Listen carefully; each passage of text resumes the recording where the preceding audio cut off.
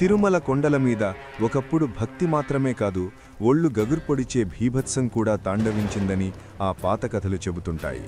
కొన్ని శతాబ్దాల క్రితం ఒక ప్రాంతీయ రాజు తన రాజ్యంలోని అవినీతిని అంతంచేయాలనే పిచ్చితో పరమ కిరాతకుడిగా మారాడు. ఆలయానికి చెందిన 12 మంది అర్చకులు లేదా అధికారులు స్వామివారి నగలను అపహరించారని తెలిసిన మరుక్షణమే ఆ రాజులోని క్రౌర్యం కట్టలు తెంచుకుంది.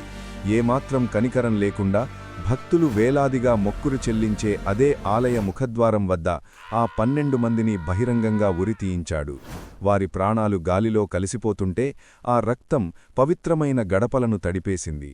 చనిపోయిన వారి శవాలను ఆలయ గోడలకే వేలాడదీయించి ఎవరైనా తప్పు చేస్తే ఇదే గదిపడుతుందని ఊరంతా చాటించాడు. ఆ శవాల నుండి కారే రక్తం, కుళ్ళిన వాసనతో తిరుమల కొండలు ఒక్కసారిగా శ్మశాన వాటికలా మారిపోయాయి.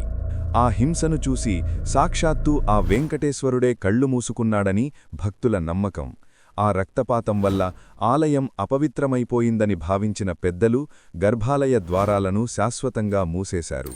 1 కాదు, 2 కాదు, ఏకంగా 12 ఏళ్లపాటు ఆ తలుపులు తెరుచుకోలేదు. దీపధూప నైవేద్యాలు లేవు, గంటల మోత వినిపించలేదు.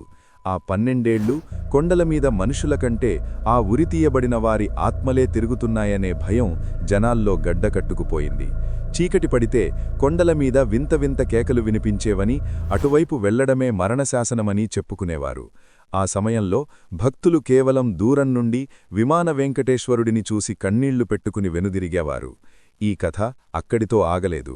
నేటికీ స్వామివారి విగ్రహం వెనుక భాగంలో నిరంతరం చెమటలు పడుతుంటాయి. ఆ వేడి తాకితే అది రక్తం ఉడికినట్టుగా ఉంటుందని అర్చకులు రహస్యంగా చెబుతుంటారు. ఇక ఆ కొండల చాటున ఉన్న రహస్య గ్రామం గురించి వింటే ప్రాణాలు గజగజలాడతాయి. అక్కడికి ఏ సామాన్యుడూ వెళ్లలేడు. పొరపాటున వెళ్లినా తిరిగి రావడం అసాధ్యం. ఇప్పటికీ తిరుమలలో జరిగే కొన్ని సంఘటనలు, మనుషులు అదృశ్యం కావడం లేదా ఇటీవల జరిగిన తొక్కిసలాటలు ఆనాటి రాజు చేసిన రక్తపాతపు శాపమేనని, ఆ కొండల కింద ఏదో ఒక భయంకరమైన శక్తి ఇంకా నిద్రపోతోందని నమ్ముతారు.